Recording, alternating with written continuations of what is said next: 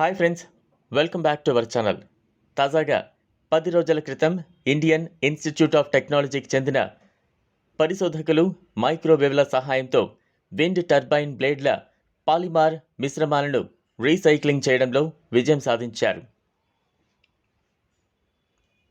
ప్రస్తుతం బలంగా ఉన్న ల్యాండ్ఫిల్, థర్మల్ ఆధారిత రీసైక్లింగ్ మొదలైన వాటితో పోలిస్తే ఈ ప్రక్రియ వేగంగా, స్థిరంగా ఉంటుంది మరియు పర్యావరణాన్ని శుభ్రంగా ఉంచడంలో సహాయపడుతోంది.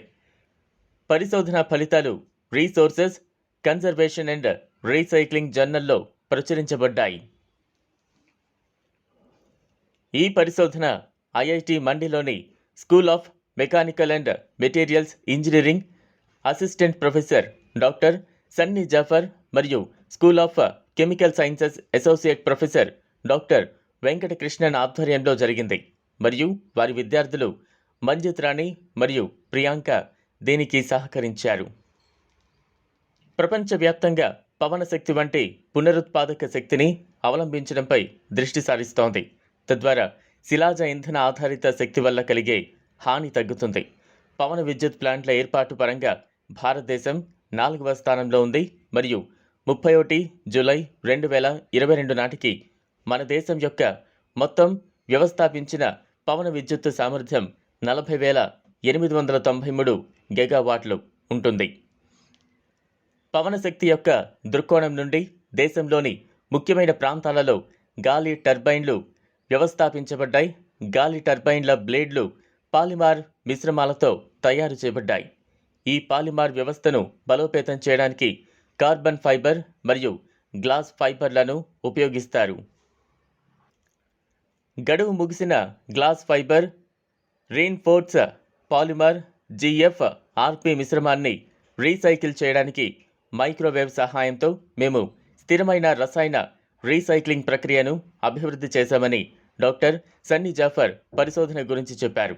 అలాగే హైడ్రోజన్ పెరాక్సైడ్ మరియు ఎసిటిక్ యాసిడ్తో కూడిన GFRP మిశ్రమాల రసాయన కుళ్ళిపోవడానికి మైక్రోవేవ్లు ఉపయోగించబడ్డాయి. హైడ్రోజన్ పెరాక్సైడ్ మరియు ఎసిటిక్ యాసిడ్ రెండు పర్యావరణ పరంగా శుభ్రమైన రసాయనాలు. మునుపటిది విస్తృతంగా క్రిమి సంహారిణిగా ఉపయోగించబడుతోంది మరియు రెండవది వెనిగర్. గాలి టర్బైన్ బ్లేడ్లు పూర్తిగా అయిపోయిన తర్వాత మొత్తం నిర్మాణం నిలిపివేయబడుతోంది. దాని ఎపాక్సీ పాలిమర్లు గ్లాస్ ఫైబర్లను కలిగి ఉంటాయి. అవి విడదీయబడతాయి లేదా పల్లపు ప్రదేశాల్లోకి విసిరివేయబడతాయి లేదా కాల్చబడతాయి. కానీ చెత్తను పారవేసే ఈ రెండు పద్ధతులు పర్యావరణంలో కాలుష్యాన్ని పెంచుతాయి మరియు ఖరీదైనవి కూడా. 2024 మరియు 2034 మధ్య విండ్ టర్బైన్ బ్లేడ్లు ప్రపంచవ్యాప్తంగా సుమారు 2 లక్షల టన్నుల మిశ్రమ వ్యర్థాలను ఉత్పత్తి చేస్తాయని అంచనా వేయబడింది.